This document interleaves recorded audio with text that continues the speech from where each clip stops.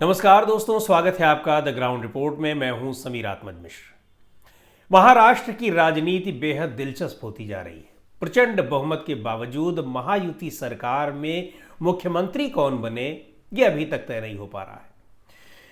230 सीटें, 288 में से 230 सीटें जीती है महायुति गठबंधन ने। और महायुति गठबंधन में मुख्य रूप से भारतीय जनता पार्टी है, जिसको 132 सीटों पर जीत हासिल हुई है। 57 सीटें एकनाथ शिंदे की गुट वाली शिवसेना ने जीती हैं, जबकि 41 सीटें अजित पवार के गुट वाली एनसीपी ने। इसके अलावा और कुछ छोटे मोटे दल हैं जो गठबंधन में रहे, या फिर कुछ निर्दलीयों का भी साथ सह समर्थन है। लेकिन पूरा मामला फंसा हुआ है कि एकनाथ शिंदे जिनके नेतृत्व में चुनाव लड़ा गया, उन्हीं को भारतीय जनता पार्टी कंटिन्यू रखेगी, मुख्यमंत्री बनाए रखेगी, या फिर भारतीय जनता पार्टी अपना मुख्यमंत्री बनाएगी। अब भारतीय जनता पार्टी के भीतर ये दबाव बहुत एक बड़े पैमाने पर पड़ रहा है कि 130 सीटें जीतने के बाद उसी का मुख्यमंत्री होना चाहिए।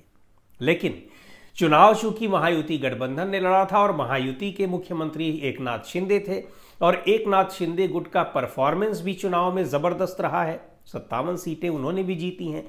कम सीटों पर चुनाव लड़े थे, भारतीय जनता पार्टी से ज़्यादा सीटों पर चुनाव भी लड़ी थी। तो उनका क्लेम ये बन रहा है, और एकनाथ शिंदे के जो समर्थक हैं, यानी उनकी पार्टी जो है, उसके नेताओं का दबाव ये पड़ रहा है कि मुख्यमंत्री उन्हीं का होना चाहिए।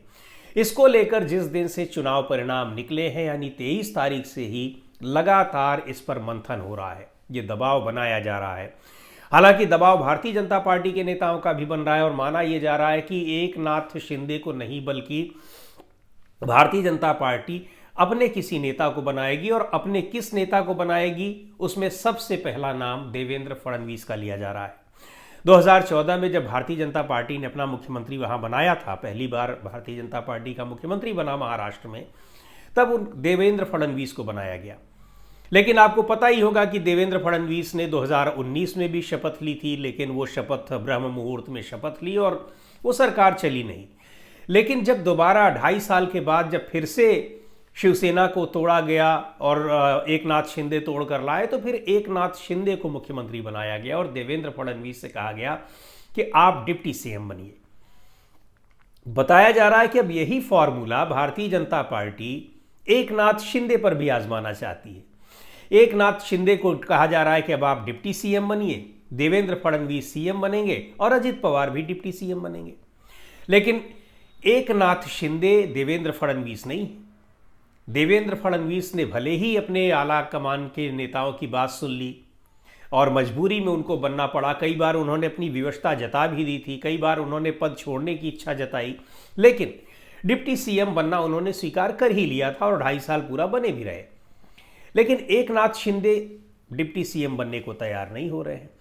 अब उसमें एक फार्मूला जो हमारी समझ में, जो हमें सूचना मिली है, जो जानकारी मिली है तमाम सूत्रों से बातचीत करने पर, उसके आधार पर हमें ये पता चला है कि भारतीय जनता पार्टी एक और फार्मूला इसमें आजमाना चाहती है कि वो अजित पवार को मुख्यमंत्री बना देती है और डिप्टी सीएम एक deputy CM Bharatiya Janata party का और एक डिप्टी सीएम एकनाथ शिंदे की पार्टी का। जाहिर सी बात है कि उसमें डिप्टी सीएम ना तो देवेंद्र फडणवीस बनेंगे और ना ही एकनाथ शिंदे बनेंगे, तो उनकी पार्टी से कोई और बनेगा और भारतीय जनता पार्टी से कोई और बनेगा। देवेंद्र फडणवीस के लिए राष्ट्रीय अध्यक्ष, भारतीय जनता पार्टी के राष्ट्रीय अध्यक्ष के रूप में भी उनका नाम एक बार फिर से चर्चा में चल रहा है और ये कहा जा रहा है कि शायद जनवरी में उनकी ताजपोशी राष्ट्रीय अध्यक्ष के रूप में हो। बताया जा रहा है कि आरएसएस भी चाहता है कि देवेंद्र फडणवीस को राष्ट्रीय अध्यक्ष बनाया जाए। नागपुर से आते हैं, युवा हैं और चुनाव जिताने का एक श्रेय जो है काफ़ी हद तक उनको भी दिया जा रहा है।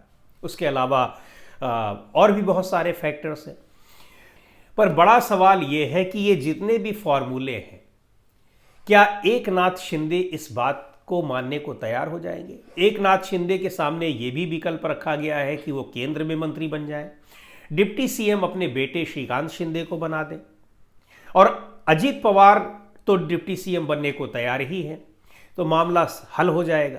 लेकिन दिलचस्प बात यह भी है कि अजीत पवार के यहाँ विधायक दल का नेता चुन लिया गया, एकनाथ शिंदे की पार्टी में चुन लिया गया, लेकिन भारतीय जनता पार्टी में अभी विधायक दल का नेता भी नहीं चुना गया है। इसका मतलब ये है कि भारतीय जनता पार्टी का मुख्यमंत्री अगर बनता है तो देवेंद्र फडणवीस ही बनेंगे, इस बात को लेकर भी संशय है। हालांकि माना जा रहा है कि सबसे मजबूत कैंडिडेट देवेंद्र फडणवीस ही है। विनोद तावड़े भी एक मजबूत कैंडिडेट है। मजबूत कैंडिडेट तो नितिन गडकरी भी हैं, लेकिन नितिन गडकरी का नाम फिलहाल इस रेस में नहीं लिया जा रहा है। लेकिन विनोद तावड़े जिस तरह से करोड़ों रुपए बांटते हुए पकड़े गए, कैमरे में कैद किए गए, उनके खिलाफ FIR दर्ज हुई, उस मामले में अब उनकी दावेदारी भी पीछे चली गई है। हालांकि कुछ और नेताओं के भी नाम आ रहे हैं, लेकिन अगर देखा जाए तो सबसे मजबूत नाम देवेंद्र फडणवीस का ही है। पर अभी भारतीय जनता पार्टी ने विधायक दल का नेता नहीं चुना है। 26 नवंबर को महाराष्ट्र के विधानसभा का जो मौजूदा सत्र था उसका कार्यकाल भी समाप्त हो गया। कल ही यानी मंगलवार को एकनाथ शिंदे राज्यपाल को इस्तीफा भी सौंप आए। बताया जा रहा है कि नागपुर में जो मुख्यमंत्री का सरकारी आवास है वहां से एकनाथ शिंदे की जो नेम प्लेट थी उसको भी हटा दिया गया। हालांकि बाद में फिर से उस नेम प्लेट को लगा दिया गया। लेकिन एकनाथ शिंदे बनेंगे मुख्यमंत्री या फिर देवेंद्र फडणवीस बनेंगे, इसको लेकर जबरदस्त कश्मकश चल रही है महायुति गठबंधन में। शिवसेना के भी नेता ये कह रहे हैं कि जो तय कर देंगे केंद्रीय प्रधानमंत्री नरेंद्र मोदी और गृह मंत्री अमित शाह, उसको शिवसेना मान लेगी। लेकिन सवाल यह है कि क्या शिवसेना इस बात को मान लेगी कि एकनाथ शिंदे को मुख्यमंत्री ना बनाया जाए। हालांकि भारतीय जनता पार्टी के पास इतनी ज़्यादा मात्रा में, इतनी ज़्यादा संख्या में विधायक हैं, 132 विधायक हैं, अजीत पवार को वो साथ ले लेगी तो उसको कोई ज़रूरत भी नहीं है कि एकनाथ शिंदे उसके साथ आए सरकार में या ना आए। लेकिन एक मैसेज वो देना चाहती है, जो आरोप भारतीय जनता पार्टी पर लग रहे हैं कि वो अपने जो सहयोगी दल है उनको किनारे कर देती है, तो वो इस आरोप से बचना चाह रही है। और जो आरोप लगते हैं उन आरोपों का खंडन इस उदाहरण के जरिए वो कर सकती है। तो ये देखने वाली बात है कि किसको मुख्यमंत्री बनाया जाता है। लेकिन मुख्यमंत्री को लेकर जिस तरह से उथल पुथल मची हुई है महायुति गठबंधन के भीतर, उसको देखते हुए बहुत सारे सवाल उठ रहे हैं और बहुत सारी आशंकाएं भी जताई जा रही हैं। जहां तक बात है एकनाथ शिंदे की, तो एकनाथ शिंदे के साथ ज़्यादा संभावना ये दिख रही है कि वो इस बात पर तैयार हो जाएंगे, खुद डिप्टी सीएम बनेंगे देवेंद्र फडणवीस के नेतृत्व में। देवेंद्र फडणवीस सीएम बने और एकनाथ शिंदे डिप्टी सीएम बने, इसकी संभावना बहुत कम दिख रही है। लेकिन अगर बात यहाँ तक पहुँच जाएगी कि एकनाथ शिंदे को मुख्यमंत्री नहीं बनाया जाएगा, यानी उनकी पार्टी को डिप्टी सीएम का ही पद दिया जाएगा, तो उसमें संभावना ज़्यादा यही दिखाई पड़ रही है कि फिर एकनाथ शिंदे केंद्र में शिफ्ट होंगे, उनके बेटे श्रीकांत शिंदे डिप्टी सीएम बनेंगे और दूसरे डिप्टी सीएम अजित पवार बनेंगे, देवेंद्र फडणवीस मुख्यमंत्री बनेंगे। इस फॉर्मूले पर ही आगे बढ़ने की पूरी तैयारी में भारतीय जनता पार्टी आलाकमान लगा हुआ है। लेकिन शिवसेना के नेताओं को ये बात समझाने में अभी उसको मुश्किल हो रही है। इधर एकनाथ शिंदे अजित पवार से भी मीटिंग कर चुके हैं, काफ़ी देर तक उनकी मीटिंग हुई है और इस मीटिंग में उन्होंने कन्विंस करने की कोशिश की अजित पवार को कि आप भी हमारी पैरवी करिए। हालांकि अजित पवार भारतीय जनता पार्टी के मुख्यमंत्री बनाने की बात को स्वीकार कर चुके। उन्होंने कहा हमें कोई आपत्ति नहीं है, ज़्यादा सीटें उन्होंने जीती हैं, उनका मुख्यमंत्री बने। लेकिन एकनाथ शिंदे भी उन्हें अपने साथ करने के लिए राज़ी करने की कोशिश में लगे हुए हैं, क्योंकि अगर एकनाथ शिंदे और अजित पवार एक साथ आ जाते हैं तब फिर ये स्थिति भारतीय जनता पार्टी के लिए मुश्किल वाली हो जाएगी। क्योंकि अगर दोनों एक साथ होकर ये बात नहीं मानेंगे तो फिर उनके लिए रास्ते खुले हुए हैं, वो दूसरी तरफ भी जा सकते हैं। भारतीय जनता पार्टी इस स्थिति से भी बचने की पूरी कोशिश में है, क्योंकि वो किसी भी कीमत पर महाराष्ट्र में सरकार चाहती है। और अब जबकि उसके पास 132 विधायक हैं, उस स्थिति में तो सरकार कतई नहीं गंवाना चाहेगी। हाँ, ये ज़रूर है कि वो एकनाथ शिंदे को मजबूरी अगर आएगी तो एकनाथ शिंदे को भी मुख्यमंत्री के तौर पर स्वीकार कर लेगी, अपनी पार्टी के नेता को डिप्टी सीएम का पद दे देगी। लेकिन जो आरोप इस सरकार पर, शिंदे सरकार पर पहले भी विपक्ष लगा रहा था कि ये सरकार तो प्रधानमंत्री मोदी और गृह मंत्री अमित शाह ही चला रहे हैं, उन्हीं के हिसाब से फिर चलती रहेगी। लेकिन एकनाथ शिंदे का भी जो स्वाभिमान है वो बचा रह जाएगा।